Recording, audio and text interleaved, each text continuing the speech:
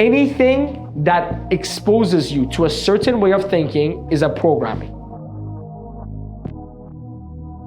But let's be honest, right? We all have times where we act like a victim, and we all have times where we act like a hero.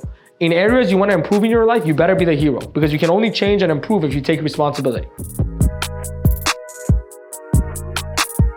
So today what I'm going to teach you is exactly how I programmed my mind to get to where I am, and how you can do the same thing. Actually, the training that I'm going to teach you today is the most important concept that has gotten me and our team where we are today. Seriously. Like, once this concept totally got hammered into my mind, and I'll tell you how it happened, and I started to teach it to the team, that's when our business really started the process of 10x. So if there was ever a Wednesday session where you're gonna fully pay attention and you're like, man, I gotta apply this stuff, it's this one, okay? The training today is gonna be based on a book called What to Say When You Talk to Yourself. I'm not gonna try to pronounce the author's name, okay? Anyone, just, because I think you're pretty good at English. Shad Helmstetter, apparently, based on what Vic has told me, okay?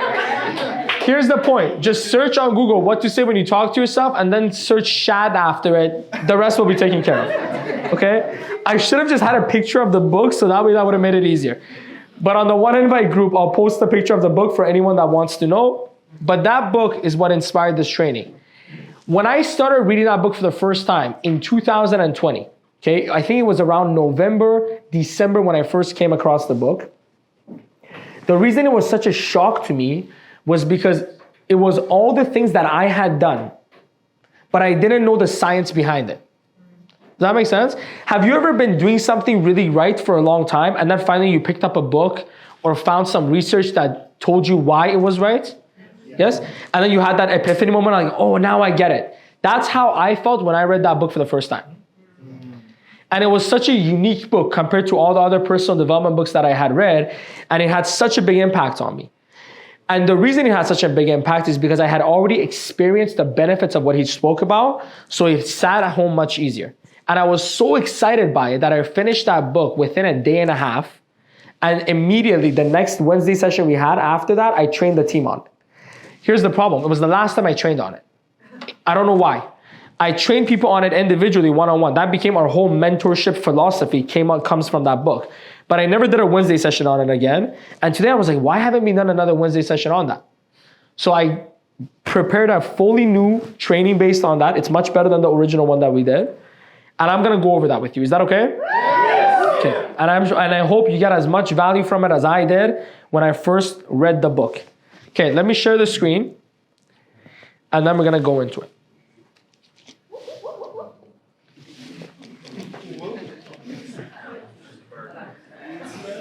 Okay, so this part is also from the book. This whole training is inspired from the book. I'm not gonna take credit for it, but I'm gonna share my own experiences, and the way I've designed it is how it became easy for me to understand it, so maybe it becomes easier for you to understand it as well, okay? But this part he talks about in the book as well, and it's not the only place he talks about it. And he wrote this book because he wanted to learn better how to help his patients and the people he was working with, and he made a book out of it. Now, one of the things he talks about in the book is that the number one factor in your results in your life is your behavior. So this is not, sit on your couch, visualize your future, and all of a sudden magic happens. No. I'm telling you right now, the only way your life is gonna change is if your behavior changes, okay? So if you sit around at home and visualize a six-pack, unless you go to the gym after, you're not getting anything but whatever you already have and worse potentially, okay? The thing that the visualization does is it increases your likelihood of actually showing up to the gym to work for that six-pack, if that makes sense, right? But the behavior is the number one factor in how your life turns out. But aren't there a lot of people out there, smart, ambitious, wanting to change, know how to change, but don't do the right behavior still? Yeah. The world's filled with that, right? Information is everywhere, know-how is everywhere. People that are willing to apply it is a little unique. Okay, so then I'm gonna talk to you about why some people do the behavior and some people don't. Is that okay? Yes. Our behavior dictates our results. It's our actions and habits, okay? Our feelings, this is how I define it, how we feel about something will always determine or affect what we do and how well we do it. Feelings directly affect our actions. Attitudes, perspectives from which we view life. Your attitude creates your feelings. Beliefs. A belief does not require something to be true. It only requires us to believe that it is true. Most of what reality is to each of us is based on what we have come to believe, whether it is true or not. Okay? Our beliefs directly influence our attitudes. Programming, we believe what we are programmed to believe. So, in order for us to change our behavior, we need to first change our programming. Then we have to change our beliefs. Well, the programming changes the beliefs, I should say it that way. Then the beliefs changes your attitudes, which in turn changes your feelings towards the things that you do, which in turn changes your behavior. I'll give an example. If you program yourself into believing that you can be healthy and you can be fit, and you program yourself into believing that being fit and healthy is a huge plus in your life, and it's something that you really care about, what is your beliefs going to be towards working out and eating healthy? It's going to be like, hey, eating healthy is the most important thing. Health comes first. Going to the gym. I can never miss the gym no matter what. That becomes the belief system. Yes or no? Yes. Okay. So what is the attitude of that person towards going to the gym? It's positive. Even if they wake up and they have a headache and they don't feel like it, because they have such a positive attitude towards going to the gym, you know what they're going to say? I don't feel like going, but every time I go, I feel so good after. And even though I don't feel like it, I'm going to go anyways because I know I'm going to benefit. And how you feel about something determines how often you do it. Make sense? Yeah. So I'll give you an example.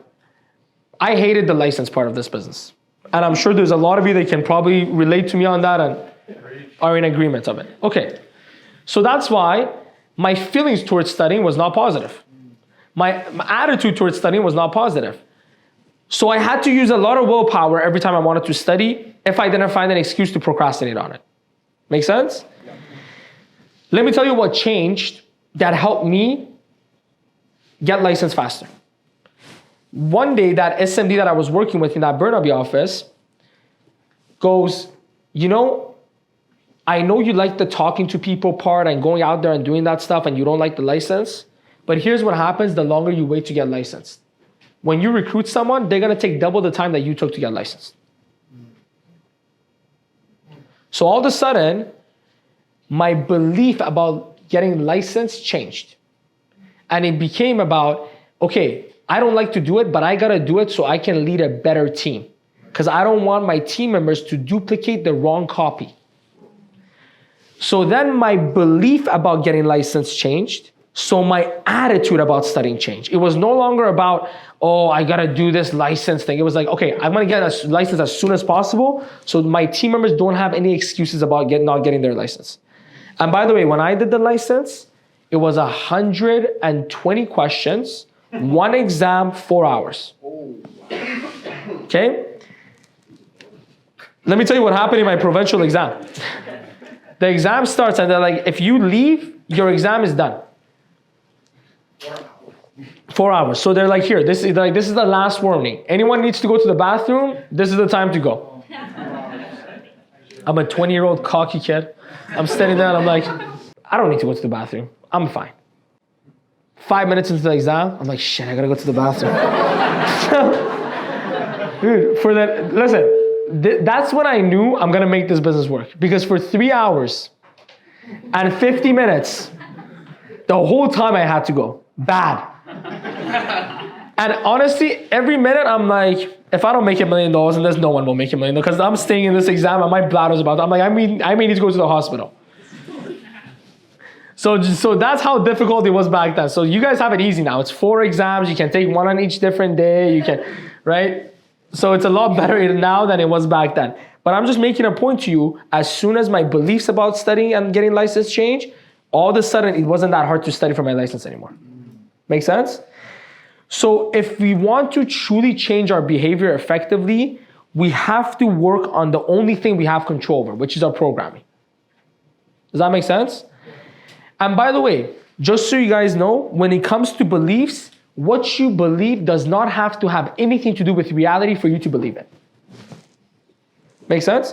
And let me tell you why I know this is true. There's kids that are taken into terrorist groups when they're young, unfortunately. They're taken advantage of. And they're brainwashed their whole life so they can be prepared for the moment where they get on a plane and they fly that plane through a building. Or they strap a bomb to themselves and they go into a building and blow up a lot of good people. Those people that do that, we might think they must be so evil. They were just a kid that got brainwashed into believing that what they're doing is good. Does that make sense? And their belief is ridiculous. It has nothing to do with reality, but because they believe it is, they're willing to do such heinous action in order to back their beliefs. Is that fair? Okay. So that's the best example that I can come up with of why a belief does not have to be true for someone to act on it. Make sense? Yeah.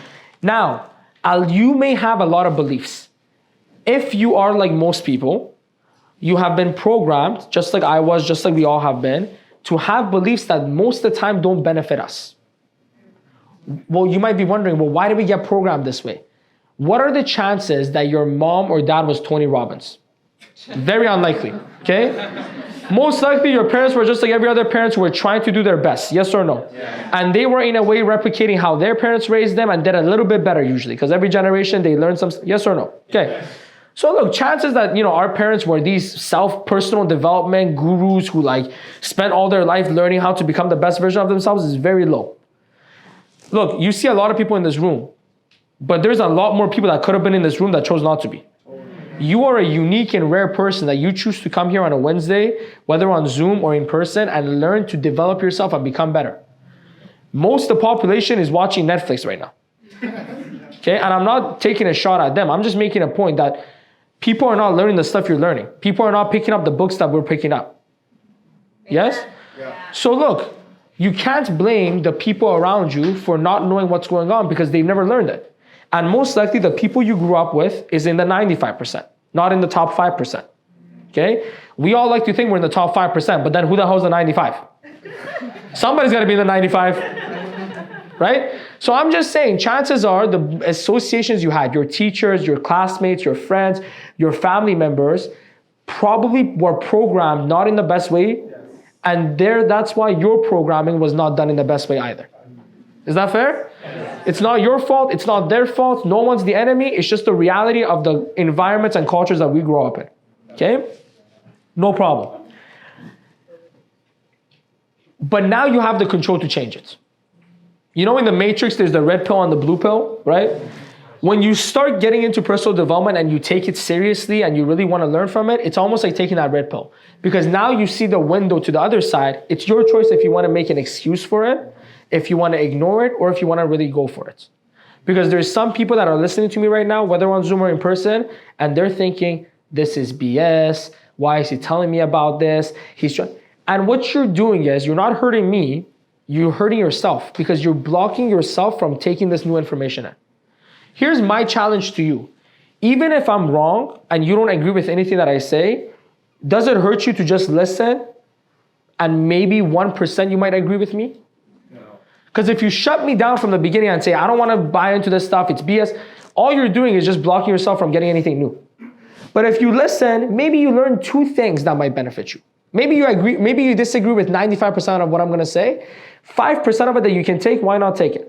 That's my whole point. Is that fair? Yeah. So be open-minded. This is not stuff that I came up with. Thousands and thousands and thousands and thousands of research has been done by actual scientists, not by Tony Robbins, right? There's research been done. And by the way, I love Tony Robbins, but some people have this negative perspective of he's a motivational. No, that guy does a lot of stuff and it's all based on science, right? All of this is based on that as well. You can do your own research after we're done. If you find stuff that is counterproductive, come to me. I love learning. I'm so open to being wrong. So if you come up with stuff that is totally against this, send it to me. I'll read it. And if you're right, I'll come and train on that next time. Is that okay? Yeah. But as of now, over the past 29 years that I've been on this planet and all the information that I've received in that time about personal development and success, including my own life experience, says to me that this stuff is facts. Okay? So let's go into it. So we have to change our programming. How do you change your programming? The only way to change your programming is to change your associations. Okay? What is your associations? Your associations includes, I should probably stop trying to write because all of you are going to be traumatized because my handwriting is not that good. But I'm going to do my best here, okay? Associations include things like the books that you read, either audio or reading, it's the same thing, but the books you expose yourself to, the shows you expose yourself to, the music you expose yourself to, the people you expose yourself to, anything that exposes you to a certain way of thinking is a programming. Does that make sense? That's why you notice certain people that listen to certain type of music, you use certain type of slang. Certain people that watch certain types of shows use certain type of words when they're talking. Does that make sense? If you observe people who hang out with someone often pick up the same mannerisms, same speech. Make sense? Even if you watch Ed Milet or Patrick Bet-David, you pick up on some things that they do if you keep watching them because you're constantly being associated with that person. So your associations is what programs you. And that includes everything. Books, music, movies, shows, friends, etc. But you know what's the most powerful way of programming? The things you say to yourself. Because your self-talk is the biggest thing you're exposed to all the time. Make sense? The things you say to yourself. Because when you finish watching a movie, you start talking to who? You. Even as you're sitting here in this session, you're already talking to yourself. Some of you are sitting in this session and going, he's right. Who are you talking to? You. Or you might be saying, he's wrong. You're still talking to who? You. So you spend the most time talking with one person, and that's yourself. Now, your self-talk is influenced by all the things you expose yourself to. Does that make sense? Okay, so the easiest way to change your self-talk is to change the things you're associated with. The people you're associated with, the books that you expose yourself to, the audios that you listen to. And let me tell you something. It's not as easy as it sounds to change your associations. Because if you're not used to reading certain types of books, you're going to feel bored at first when you're reading them. If you're not used to listening to certain podcasts, you're going to get bored at first listening to them.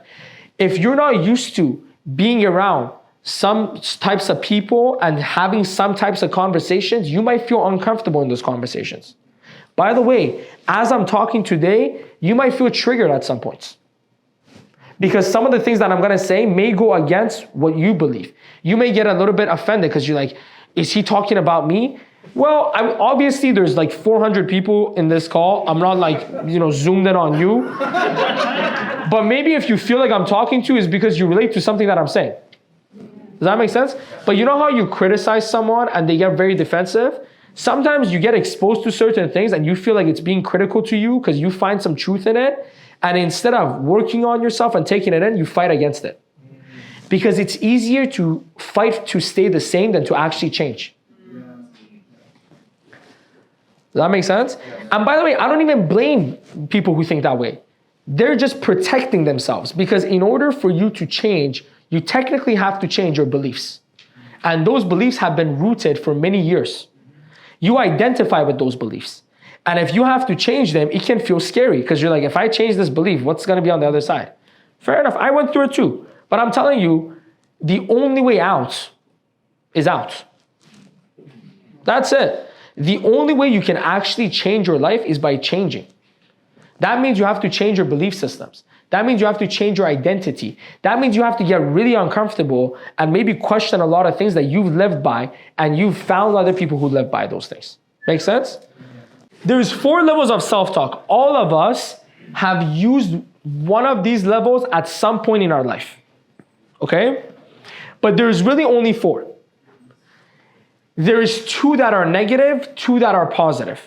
One that is more negative than the other one that is more positive than the other one. Okay? Ideally, you want to erase the negative forms of self-talk and replace them by the positive forms of self-talk. Okay? We're going to go through them. The first level of self-talk is level 1. This is the level of negative acceptance. This is the worst level of negative self-talk. And those symptoms of this is things like, I can't, whatever it's followed by. If only I could, whatever it's followed by.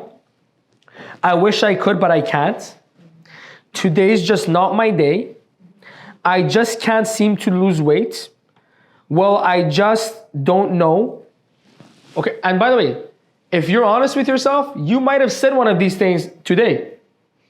You might be saying it as I'm talking. Maybe when I was talking about change, you're like, I can't change. I don't know if that would, but it's okay. Look, the first step to change is awareness. You know why people get defensive? Because if they let it in, now they have a choice. See, as soon as you let in the criticism, it's like taking that red pill. Now you know the truth. You can't hide anymore. So now you have to make a decision. Do I change or do I stay the same and accept that it's my fault that I'm staying the same?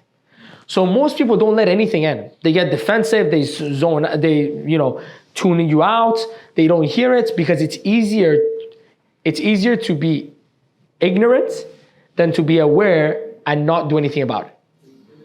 But personally, I'd rather be aware and know that I'm not doing anything about it than to be ignorant and delusional and always wonder, why me? Fair? Yeah. So it's okay. By the way, I might have said one of these phrases at some point today. Okay? I didn't. Okay? Because I know because I've watched myself talk a lot. But I've done before in different areas, right? If somebody tells me to play the guitar, I'm going to be like, I can't play the guitar. Okay? So no one's going to be perfect, but you want to have the right self-talk in the areas you want to improve. Does that make sense? Okay. So this level of self-talk, here's the problem with it. It programs you to hesitate, to doubt yourself and keep you from persisting or trying new things, to have low confidence, to stay in your comfort zone, and to be negative. See, as soon as you say, I can't, will you try? No. As soon as you say, if only I could, but I can't, right? What is that doing? It's creating doubt within you. Yes or no? Honestly speaking, if you read this stuff, you can almost hear the victim mentality. I just can't seem to lose weight.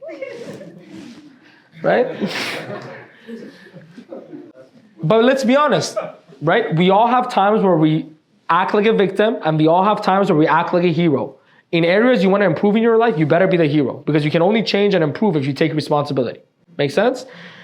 But the reality is, are any of these things benefiting you for success or no? No. So is it good to program yourself that way? No. So now that you're aware, stop saying these things. And by the way, don't say it in any area of your life. If somebody says to me, can you play the guitar? I don't have to say I can't. I can say I haven't taken the time to learn. It's the same thing. But I'm not programming myself to be a person who doesn't try things. Because if I say I haven't taken the time to learn, there might be a day where I choose to take the time to learn. But if I say I can't, I'll never even think about playing the guitar because I program myself to totally never be able to play the guitar. So this doesn't mean you lie to yourself or to other people. It just means you change it so you're more empowered. Would you agree that if I spent an hour a day practicing the guitar, I could one day learn how to play it? Yes. Okay. So then I just haven't taken the time to learn. It's not that I can't. It's not that I'm incapable. I just haven't taken the time. Yes or no? Yes. Awesome. So level 1 self-talk, avoid it at all costs. Become aware of the things you say to yourself. And anytime you find yourself saying these things, write it down on a piece of paper and then blow it right down. What else could I say that doesn't sound a way that I'm being a victim? Just like how I did with the guitar. Instead of saying I can't play the guitar, you write down, I haven't taken the time to learn to play the guitar. I don't have interest in learning the guitar. That could also be it, right? Like what do I say whenever like I'm making jokes about, how disciplined, for example, Roman is with the gym and I'm like, look, I'm not interested in having a six-pack. If I was, I promise you I'll put in the work to get it. I'm just not. I'm not saying I can't have a six-pack. I'm not saying I'm not a disciplined person. I'm saying I choose not to be disciplined in that area as much as I am in other areas because I'm not that interested in it. Is that okay? Do you have to be interested in everything? No. So it's okay, but don't program yourself to talk in a way that eliminates options. That's my whole point. Level 2.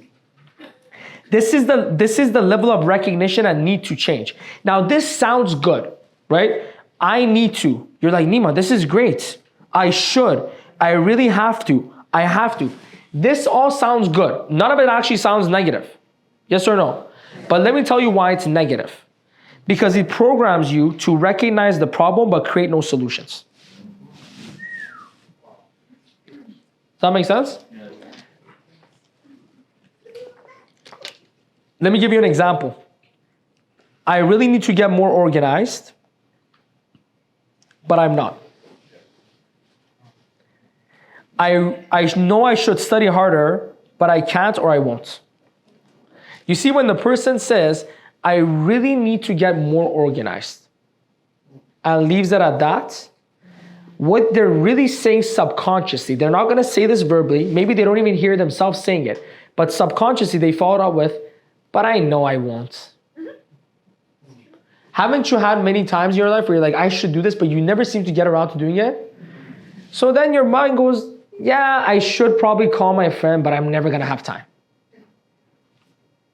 Yes or no? Yeah. So because you are putting it into the future and you are creating no solutions for it, you're programming yourself to actually not ever do it. And here's the problem with this self-talk. If you say it to your mentor, they get happy because they go, great, they know that they should study. So they leave you alone. And you get happy. You're like, okay, I said I should study, so I'm going to. But subconsciously, it's not going to work. Make sense? Now, we're going to get into the positive ones. So you'll know, like, Nima, what should I say instead? I'm going to go into the positive ones. But these are the two negative ones that you want to avoid. Avoid saying things like, I can't, if only I could, I wish I could, or whatever variation of that. And avoid saying things like, I need to, I should. It would be such a good idea for me to. You're right, I really need to get around to study. Avoid that as well. Now we're going to go into two of the things you should. So level 3, this is the first positive level. Okay, so these two levels, level 3 and level 4, are the most effective in programming yourself to actually change and in programming yourself to be disciplined to the things you don't want to do and programming yourself to actually develop the behavioral habits that are going to give you the results that you want. Okay? So here are the two. The first one is this: I never or I no longer. So things like I never smoke. I no longer enjoy smoking and I have quit. I no longer put off doing anything I want to get done. Why does this work? Because it programs you to recognize the need to change, but also you make the decision. You see, in the other example, you didn't make a decision to change. You just created awareness that I need to change. Yes or no? Yes. But you put it into the future, not into the present moment. And there was actually no decision. See, when the person says, I never smoke, that's a decision. I never smoke, right? I no longer enjoy smoking and I quit, that's a decision they've made. But not only did they make a decision, but they made a decision to do something about it, and you state the decision in present tense, as though the change has already taken place. When you say, I never smoke, what is the image in your mind of someone who's not smoking? Your brain doesn't know the difference between the images that get played in here and the things you see in reality. Okay? So when you say, I never smoke, you create an image of yourself that is not a smoker.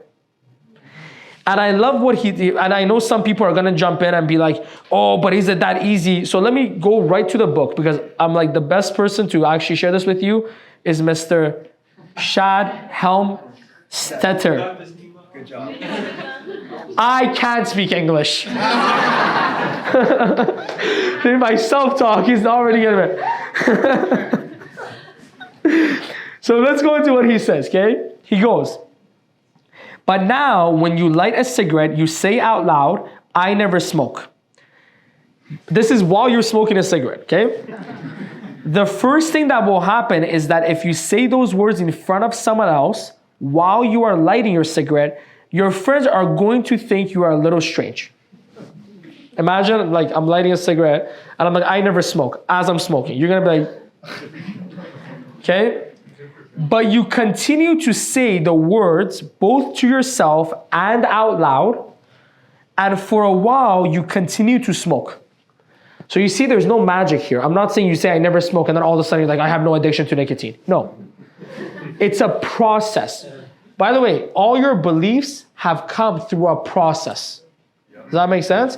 Of it being repeated to you over and over and over and over again. First maybe by others and then by yourself. Okay? So it's not something that you just do one time and you're like, oh, it didn't work. You gotta keep doing it, and it talks about it here. Just as you have become conditioned to smoking, but you also continue to give yourself new self-talk at the same time. I never smoke, I no longer smoke, etc. In not too long a time, what will happen? One day, you will be lighting a cigarette and saying, I never smoke, and your subconscious mind is going to say, then what are you doing with that little white thing in your hand? Okay? And one end of it is on fire. You have been giving new programming to your subconscious, telling yourself that you no longer need to smoke, and your subconscious mind will automatically react by making sure that you no longer smoke. That's what you have started telling it to do. You know how you program, for programmers out there, for people that know technology, you know how you program an app to react in a certain way? You program right? You are programming yourself by the way you talk to yourself too. So the best form of programming is the things you say to you. And this is exactly what Dr. Shad Helmstetter says. See, as soon as I said I can speak English, all of a sudden I pronounce his word perfect. Weird, right? But the point that I'm making here is, the reason change is hard is because you actually have to change your identity. When you change your beliefs, you change your identity. Some of you have an identity of a hard worker. That's a good identity until it's not. What do I mean? Well, it's a good identity because you always find yourself working hard, but sometimes it keeps you from working smart. Sometimes you just work hard just to work hard. Would you agree? Yes. Like that was my identity for a long time. I'm a hard worker. So I just always had to be working. Nothing wrong with that. But that's a positive identity. What about I'm stupid? Is that a positive identity? No. By the way, if I ask you what proof you have for saying I'm stupid, not me, yourself, right? Because we're talking about self-talk, right? You're gonna come up to me with a lot of evidence. Well, Nima, these were my grades growing up. I had a friend who was so much smarter than me. I have this. You know why you have a lot of proof? It's because you've tuned your reticular activation system to find all the reasons you're stupid so you can maintain that identity. But if I put a gun to your head and force you to tell me 5 times you were being smart, you would also be able to tell me that. But it's not in your vision because you're so used to only looking for ways of how you've been stupid. And by the way, most people that say I'm stupid have never taken an IQ test. Okay? And they have no actual factual proof that they're stupid. And by the way, what does being stupid even mean? Is it a behavior problem? Is it a decision-making problem? Is it an actual intelligence problem? See, you don't even know what it means, but you say it all the time. But you know what it does do? It makes you act stupid when you're not. Does that make sense? Yeah. But when it becomes an identity and somebody says, you're smart, you go, no, I'm not. Because I'm literally going against all your belief systems. It's like going and telling an atheist that God exists, or telling someone who believes in God that God doesn't exist. They're going to be repelled, they're going to get defensive, they're going to even attack you. And you're like, why is this person working so hard to prove to me that they're stupid? Because they identify with it. And when you take their identity, you make them feel like there's no security anymore. Because they're comfortable living in that identity. Just like how if you go call a person who believes they're a winner a loser, they're going to get super mad. Because when you question someone's belief, you're making them feel insecure. That's why people go to wars to protect their beliefs. If I kill the person who has the opposite belief of me, my belief remains stronger because there's less people going against it. Yes or no? Most of the wars that we've had on this planet were based on religion. Up until now, I guess. And even now, we still do. So what is that war about? It's a war of beliefs. This person says my belief is wrong, and if I kill them, there's less people that say my belief is wrong, so it's easier for me to believe it. Make sense? Yeah. So that's why change is hard. But by programming yourself, it becomes easier to let go of some of those beliefs and create new identities. Make sense? So think about it this way. When you ask someone, are you a smoker? They go, yes, I'm a smoker. They identify with being a smoker. I am a smoker. They identify with it. So in order for them to change that self-talk is not always easy, because now they have to change that identity. Make sense? So here's what most people do and why some affirmations don't work for them. They go, I'm not a smoker, but I am. So it then kills the whole point of the affirmation. Like some of you wake up in the morning, you're like, I'm gonna be so positive today. No. If you take the no out, it works. But you have to assume, this is what faith means. Faith means you have to assume what you're saying will become reality. Make sense? So you have to have faith that your statements, repeated over and over again, will eventually change your subconscious beliefs. But if you keep fighting against them every time by going, I'm a winner, but I've never won anything, it's not gonna work. Is that fair? Let's go to level 4 self-talk. The level 4 is the best form. This is the most effective. Level 3 is good. Level 4 is great. Okay? And it's I am statements. This is literally going to change your identity because you're saying I am. So here's the example. I am a winner. I am organized and in control of my life. I have determination, drive, and self-belief. So what you're doing now is you're creating a new identity for yourself. And why is that? This programs you to have a new identity. This is the me I want you to create. So you're programming yourself to create the version of you that you want to become. Does that make sense to everyone? So let me tell you, when I was reading this book, it hit me like a freaking rock because I'm like, these are all the things that I was doing. Every time I would get in a car, from 2018 that I came back in the business, maybe even before that. I can't remember. I have a couple stories actually that I'm going to share with you here. I would literally tell myself I'm a winner like a crazy person. Literally I'd be in the car, I'm like, I'm a winner, I'm a winner, I'm a winner, I'm a winner. And trust me, back then, if somebody came and questioned me, like, tell us how many things you've won, the list of the things that I've lost was way higher than the things that I won. Does that make sense?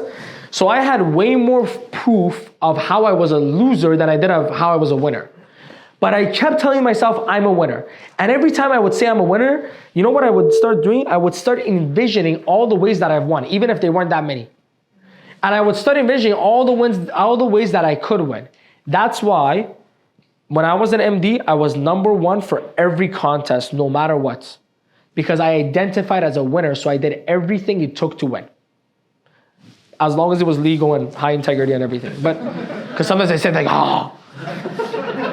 relax, okay? Okay? But the point is that when you identify as something, you start acting like it. If somebody believes they're a healthy person, will they eat healthy? Yes. Will they go to the gym more often than the person who thinks that they're unhealthy? Yes. 100%. Because they identify as a healthy person, so they act like a healthy person. So sooner or later, what's gonna happen? They're gonna become healthy. If somebody identifies as an unhealthy person, are they going to take time to practice a good diet? No.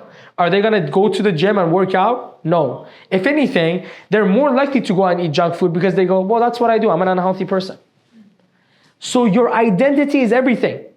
That's why Tony Robbins, Ed Mylett, all these people that you listen to, all the Joe Dispenza, they all talk about if you want to change your life, you have to change your identities.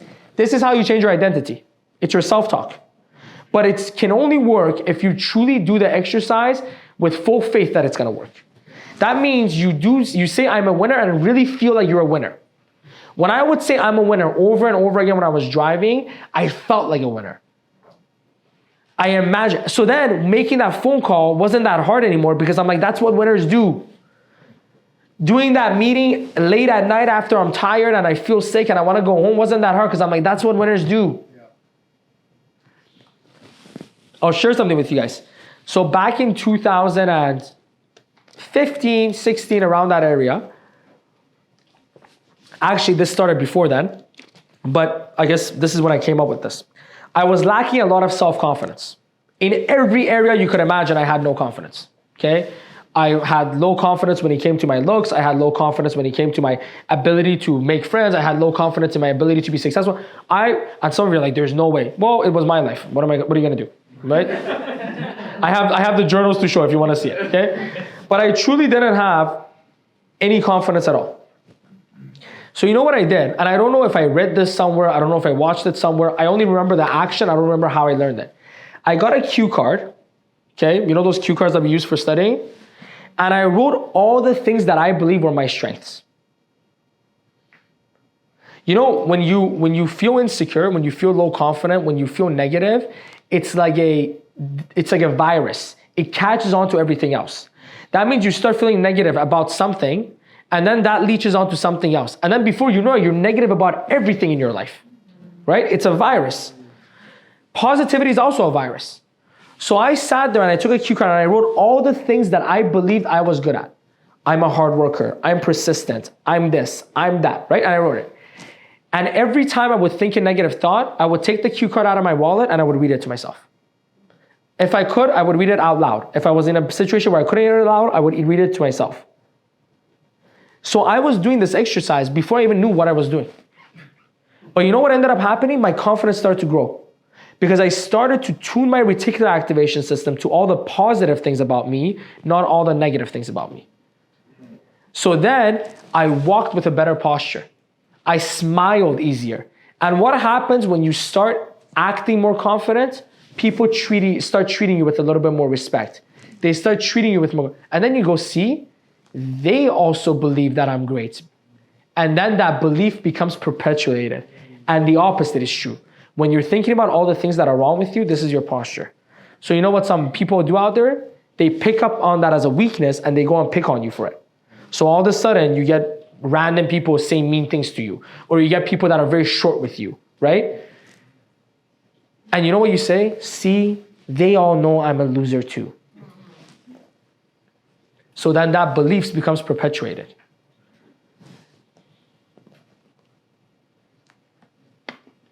Here's one of the things that I used to say to myself, and I didn't actually know what it meant, but I kept saying it to myself, and I kind of knew what it meant, but I didn't know what it meant, but I kind of got it now. I got it for sure today, okay? Let me tell you. I used to always say this to myself, and I had a lot of doubts, guys. Okay, I had a lot of doubts. I didn't know if I could make it. I didn't know if I was going to be successful. Don't look at me as I am now. I wasn't always like this. And you know what I used to say to myself? I used to always say to myself, I have everything you need is already inside. I kept saying this to myself. You know what that really translated to? Is I am already enough.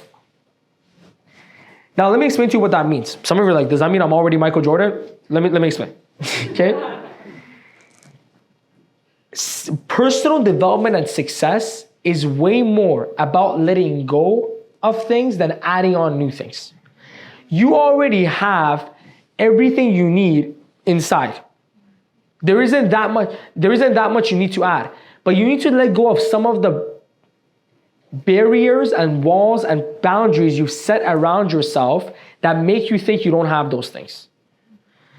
Let me explain to you what I mean by this, okay? All of us have the best qualities and worst qualities inside of us. Is someone doing things on time a good thing or a bad thing? Is someone procrastinating a good thing or a bad thing? All of you have had times where you've procrastinated and you've all been in a place where you've done something right away because you needed to get it done. Yes or no? Yes. You've all been in situations in your life where you've had to work hard and you did. And you've all been in situations in your life where you've been lazy. Yes or no? Yes. Okay. So all the good and bad is already there, right? I had this conversation with some of our team members. I'm like, don't you always show up to your work on time? Don't you always get your things done on time? They're like, yeah, of course I do. So you are a disciplined person. Because if you're not a disciplined person, you can't show up on time and you can't get the things you need done on time. Yes or no? Yeah. So when they say, I'm not disciplined, but you are. You're just not disciplined in some areas that maybe you need to be. But you are a disciplined person. And you're also an undisciplined person. Because we've all had areas in our life where we've been very disciplined, and we've all had areas in our life where we've been very undisciplined. Yes or no? Yes. All of us have done smart things and all of us have done stupid things. Yes or no? Okay. When you tune your reticular activation system, what is a reticular activation system? If I tell you to look for something that is yellow, take your time. If you're on Zoom, look around your house. If you're here, look for, what do you see that is yellow other than my highlighter? Pardon? This, okay. Any other things you guys see that's yellow? This, okay. Be honest, how many of you caught on to this being yellow and this being yellow before you started looking for it? If you're being honest, you did. I'm not saying that if you stared at it, you wouldn't be able to tell you it's yellow. You're not colorblind. That's not what I'm saying. But I'm saying you weren't even paying attention to it. Because your brain has something called a reticular activation system, which is designed to cancel out all the things that don't matter. Would you agree there's 1,000 things around us that you could be focused on and you could be thinking about? Yes. Yes or no? There's 100 million things you could be. So if your brain didn't have a reticular activation system, you'd just be confused and looking around all the time. Like, what the hell is going on? But because you have a reticular activation system, your brain gets tuned into the things that you care about and matter to you in that moment. Make sense? So you start finding it. So when you develop a negative way of thinking and programming, you begin to tune your reticular activation system to all the negative things about you. So now all you see is the times you haven't been disciplined. All you see is the times you have been lazy. All you see is the times that you've been stupid. All you see is the time. So then you think that you are actually that person because all your reticular activation system is allowing you to see is all the bad things. And when somebody is very positive, it's the other way around. All they see is the positive things. Like I had people around me that were like, dude, why does this guy think he's so great? Like what the hell does he have going for him? Because my reticular activation system was tuned into all the positive things about me, so I was very confident. Their reticular activation system about me was all the negatives. Fair enough, whatever. And by the way, you know how I can prove to you 100% this is true? If you've been in a relationship in the past, which I'm assuming most people have been in a relationship at some point in their life, even if it's not an intimate relationship, it might be a family member, it might be a friend. There was a time you loved that person. All you could think about is all the great things about them. They're so amazing, the way they, right? And then something happened. Maybe you broke up. Maybe you got into a fight. And all of a sudden, I never loved them. They were the worst thing. Didn't they do that nice thing to you where didn't they lend you some money and help you? They did that just to show me how much better they were than me. They were being condescending by... Is this not true or what? Yes. By the way, I've experienced this mentoring people. When I'm mentoring them and we're on a good page and they're making money, Nima's the best. The way he yells at me, it shows how much care he has. And it's like, I know he has anger problems, but the fact that he takes the time to deliver it to me so he can help me, I love that. And then all of a sudden, one thing goes wrong. We get in a fight. We get into an argument. Or maybe they quit the business or whatever. What an abuser. I remember when he would call me and tell me to not give up and he would be loud about it. And yeah, I thought he helped me back then, but I realized it caused trauma.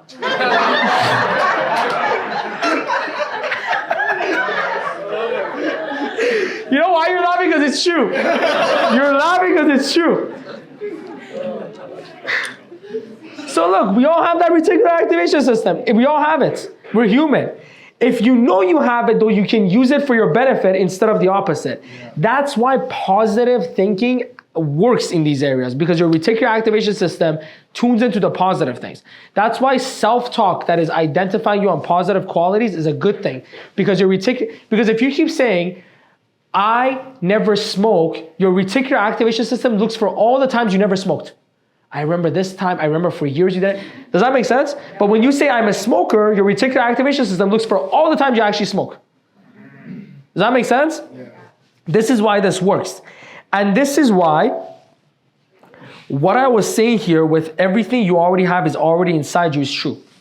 Let me explain this. There's three different speeds of running that you have. Okay? Because I know what some of you are thinking. Nima, if I say I'm smart, does that mean I become as smart as Elon Musk? No.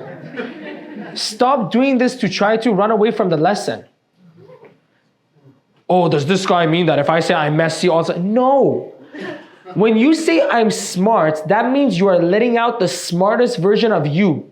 Now, the smartest version of you may be not even close to the stupidest version of Elon Musk, right? I don't know. That's none of my business, right? But it's the smartest version of you. Does that make sense? Right? Like when you say, I am a fast runner, that doesn't mean that you're as fast as Usain Bolt, but it means that you're the fastest runner of how you can be. Does that make sense? Yeah. So this is what this is meant to mean. So here's the example that I want to share with you for you all to understand what I mean by this. You have 3 speeds of running. I was thinking about this today. Some of you might think this is genius. Some of you might think, well, this is obvious. The first type of speed of running is jogging. Yes or no? Yeah. You can jog, okay?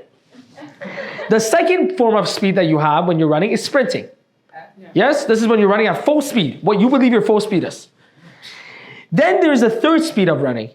It's when you're sprinting with the lion chasing you. Am I wrong or am I right? This is a third. By the way, some of you have never discovered this version of speed of yours. Okay? But there's actually 3 speeds that you run at. It's jogging, it's sprinting, and sprinting with the lion chasing you. And I promise you, when you're sprinting with the lion chasing you, it's 10 times faster than any sprint you've ever done. I didn't say faster than Usain Bolt. I said faster than you ever run. Am I right or am I wrong? Yeah. This is why this stuff works. Because it's meant to bring out the best version of you. When you say I am smart, it puts you in a position to act the smartest that you can possibly act. Let me tell you what the difference between someone who believes they're smart and someone who believes they're stupid, irrespective of what their IQ or whatever actually is. If somebody believes I'm stupid, when they're given a problem that they need to think and come up with a solution, they go, I'm stupid, I can't come up with this. And they give up. You know what the person who believes they're smart, by the way, we all know people who believe they're smart and they're not even freaking smart. They believe they're smart. But like you go after you do this guy's not. Okay, but you know what that person does? Because they identify with being smart, they go, I'm gonna find the answer. So they'll go Google it, they'll chat GPT it, they'll go read a book about it, they'll write notes about it, and the next time they see you, they go, you know what, I found out the answer to this. Right? Some of you that I said in the beginning, if you can come up with something that goes against this, some of you are like, I'm that guy that debunks this. And you might go and do all the homework and try to come up with stuff because you identify as that person. Does that make sense?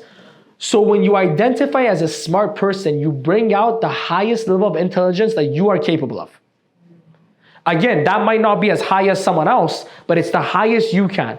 And isn't personal development all about reaching our full potential? Yeah. Okay. So please understand, this is what I mean by this. It's about you being able to bring out the best. If you say, I am a great communicator, does that mean that you're as great of a communicator as John Maxwell? No, because he's had 30, 40 years of experience that none of us have. But it means that you are the best communicator that you can possibly be. Does that make sense? You see, when I said I can't speak English, and when I was reading back his name, I actually took the time to pay attention to how it might be pronounced. So I did the best pronunciation that I could possibly do. Now, it might still be wrong, but it's better than what I could do before when I thought that I can't speak English. Does that make sense to everyone? Yeah. By the way, let me tell you how this also, when you say I can't understand what he's saying, you're immediately disqualifying yourself and giving up on actually understanding me. But if you go, I know if I pay attention, I can understand what he's saying, then you'll start paying attention and you actually will understand me at the best level that you possibly can. And that might be better than everyone else. It might be worse than everyone else, but it's the best you. And the more you practice at the best you, if you ran every day like a lion was chasing you, you're gonna become a pretty freaking fast person, right? Because honestly, how many of us work out to our very limits? I know I don't do that all the time. I'm sure you don't do that all the time. But if we worked out to our very limits all the time, we probably can get way better results than if we didn't. Yeah. Make sense? Is all of this registering? Are all of you getting it? Yeah. Okay, awesome. Hopefully a lion never chases you, okay? But I thought this would be the best way for me to illustrate what I am trying to get across to you. okay?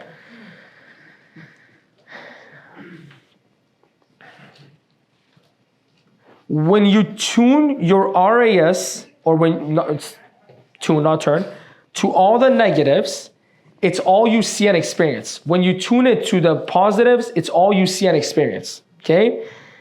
So your life is a direct reflection of exactly what you believe and your perspectives.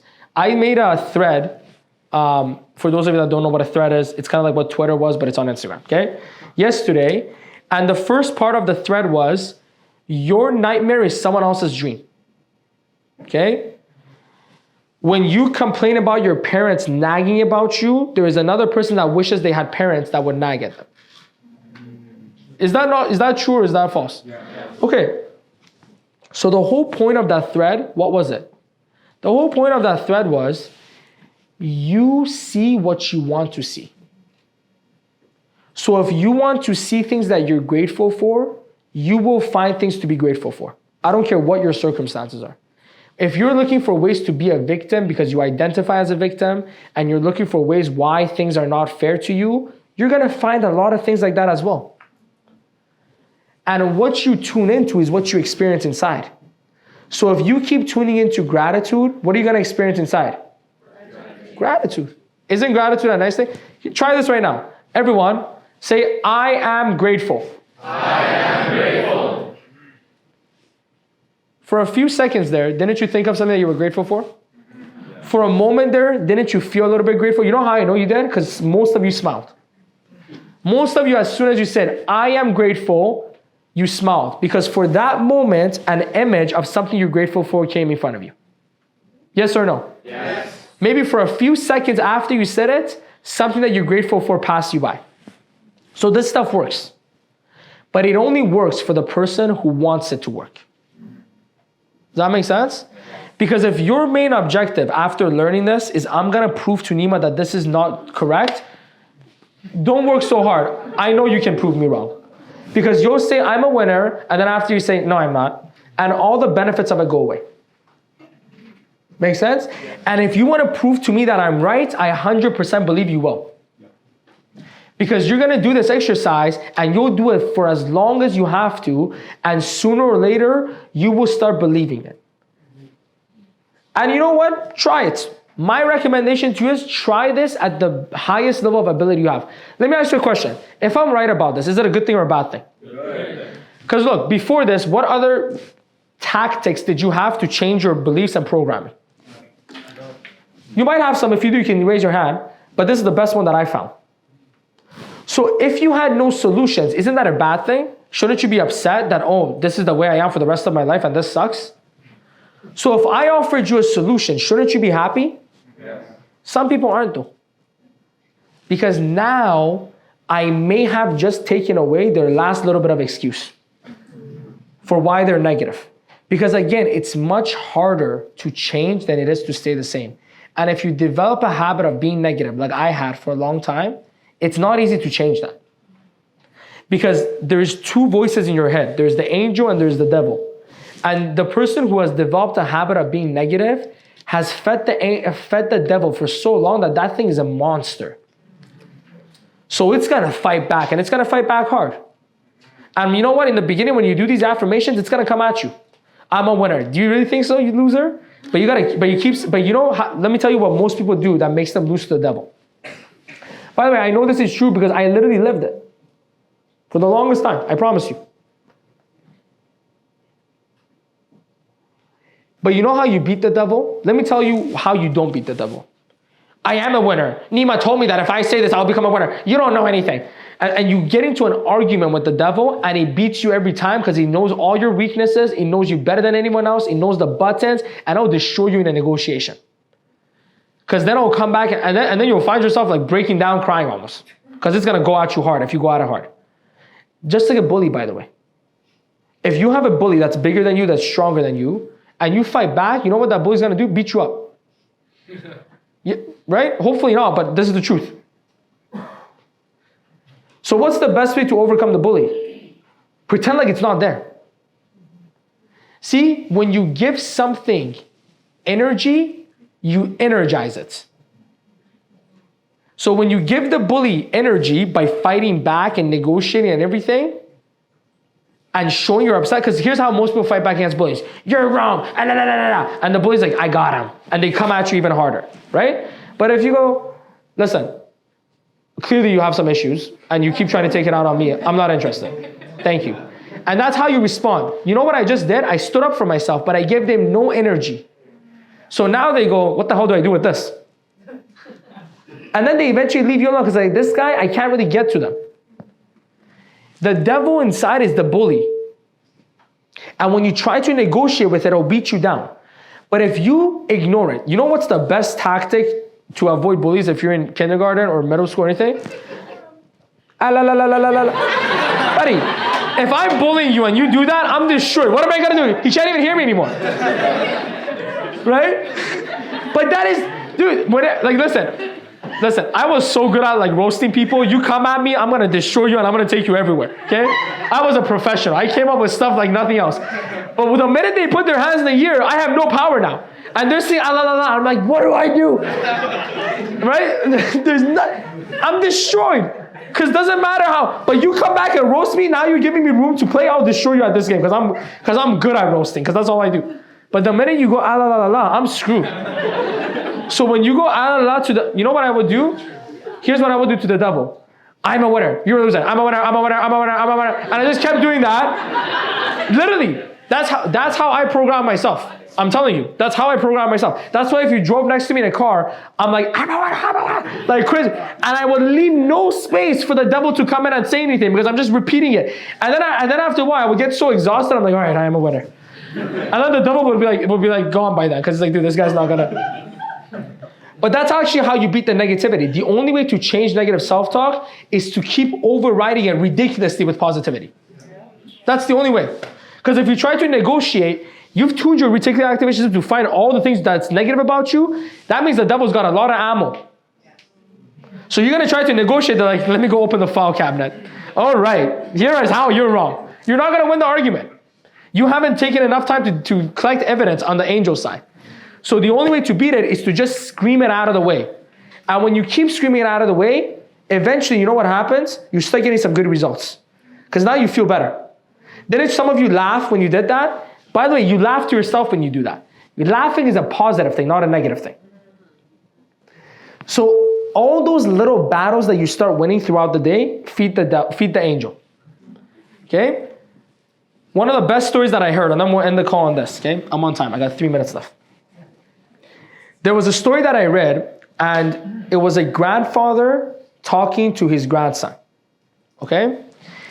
And the grandfather was saying to the grandson, there's two wolves that are always fighting. One wolf is gratitude, faith, self-belief, confidence, better future, positivity. The other wolf is doubt, negativity, whatever, fear, whatever other negative emotions or things you can think of. And they're always fighting all the time. And the grandson goes, well, Grandpa, who wins? Which one of the wolves actually wins? He goes, grandson, the wolf that you feed is the wolf that wins.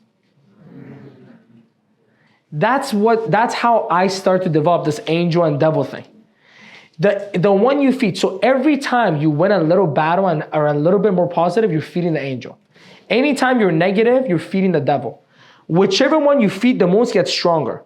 So there was a time in my life where the devil was very strong, extremely strong, beast, okay? Then I start to feed the angel. I started to do the behavior that the angel was telling me, not the behavior that the devil was telling me. And then every time I would do it, I would feed the angel. You know how you give your dog treats? I would give the angel treats. So let's say I wanted to sleep in, and I chose to wake up instead of sleeping in, instead of hitting the snooze button. I wake up and I go, see, I am a disciplined person. Boom. Not only did I act it, but I also fed the angel a little bit. Does that make sense? Anytime I found myself getting into a negative thing, I pulled out that cue card and I started to call out all the positive things in me. What was I doing? Feeding the angel. I started to repeat over and over again the positive notion. What was I doing? Feeding the angel. And over time, as I started to do that, the angel got stronger, got stronger, got stronger. And every time the angel got stronger, guess who got weaker? The devil. And then one day, I got to a point where the devil just whispers. That's what happens. Nowadays, the devil just goes, can you really make $1 million a month? And the angel's like, shut the like, takes out a gun. Yes, we can. But it's a whisper now because I've trained my mind so much. That's what I mean with recovery time, right? I was doing a training for Lexi's team yesterday, and the question was, how do you overcome like rejection? How do you become someone who doesn't get affected by rejection and failure? And what I told Lexi was, you, as a human being, you will always be affected by rejection and failure because your brain is designed that way, okay? The difference between someone like me, where I'm at, and someone who's new to getting rejected is that my recovery time is 100 times faster. Meaning, one person gets rejected and they get upset for maybe hours, maybe days, maybe weeks, right? And every time they think about the rejection, they get a little bit upset, okay? Now, I get rejected and immediately I'm done. I'll give you guys a quick example. So I went and got this Airbnb in Miami. I paid, I don't know, $15,000 for it. And I thought we did a great job. We, cleaned up the place. We always do a good job with Airbnbs.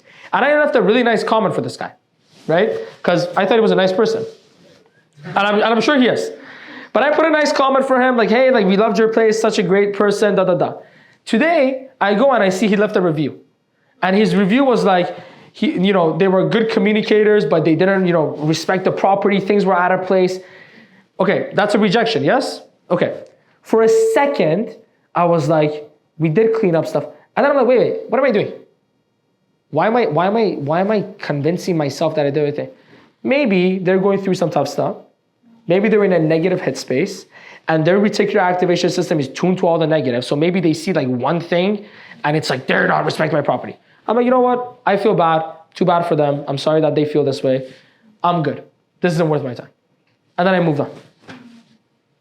Now, you do that to Nima 5 years ago, I'm gonna go and message the guy. What do you mean we left the place? How dare you put this review reporting on Airbnb, customer service? Because I fed into the drama because I had so much negativity and drama in me. But because I've trained myself to be positive and to assume the best in everyone else, I took that moment. I'm like, you know what? I'm sure it's a good person. Maybe they're just going through some tough time. All good. I'm moving on. So I still get affected, but it's a millisecond. And when you learn these things, your recovery time goes up 100 times. Does that make sense? And by the way, as I'm telling you this, you know what I'm doing? I am solidifying my identity as someone who recovers fast from rejection, failure, or negativity. As someone who assumes the best in everyone else. So I'm more likely to keep acting like this for the rest of my life. Hope you all enjoyed the session. Hope it was awesome.